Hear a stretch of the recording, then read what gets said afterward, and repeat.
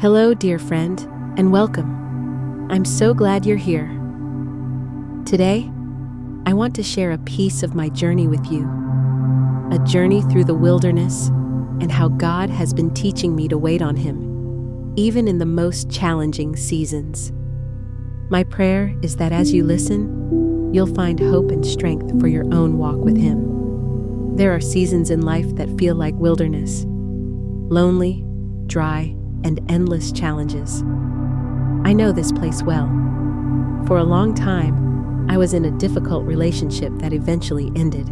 I prayed, I tried, I fought to hold it together, but God still allowed it to fall apart.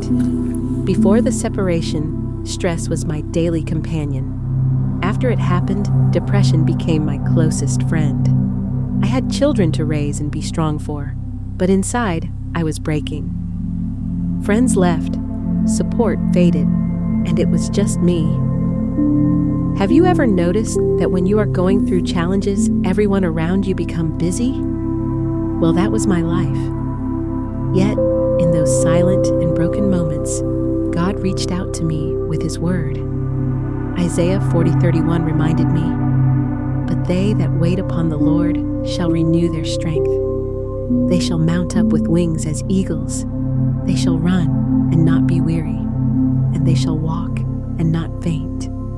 I didn't feel strong at the time, but His word gave me hope that strength would return. In the middle of my pain, God whispered through Lamentations 3:25-26, "The Lord is good to those who wait for Him, to the soul that seeks Him."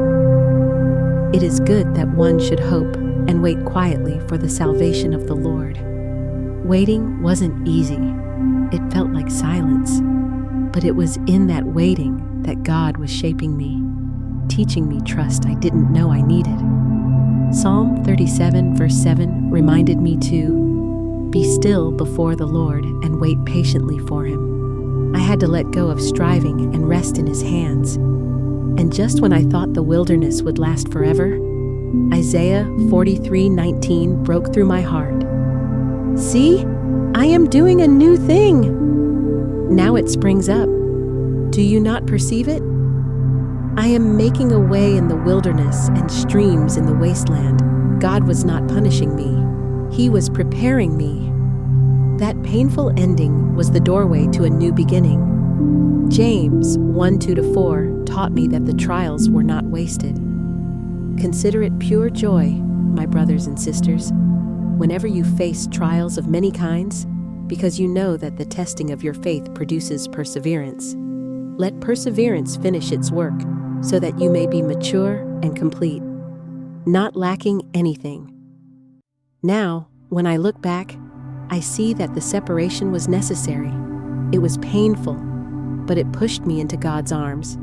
It taught me that His word sustains. It showed me that His strength carries me when mine is gone. And today, He has restored my joy. He has given me new hope. He has opened my eyes to see life through a different lens. Most of all, He has given me a purpose to encourage others who are walking through their own wilderness, to remind them that even in the dry places, God is at work. He is making streams in the deserts in your life. The wilderness is not the end of your story. It is the place where God prepares you for the promise. So, if you are in your own wilderness right now, take heart. God sees you. He has not abandoned you. Wait on Him, and in time, you will see. He is doing a new thing in you. Thank you for listening, and may the Lord renew your strength as you continue to trust Him.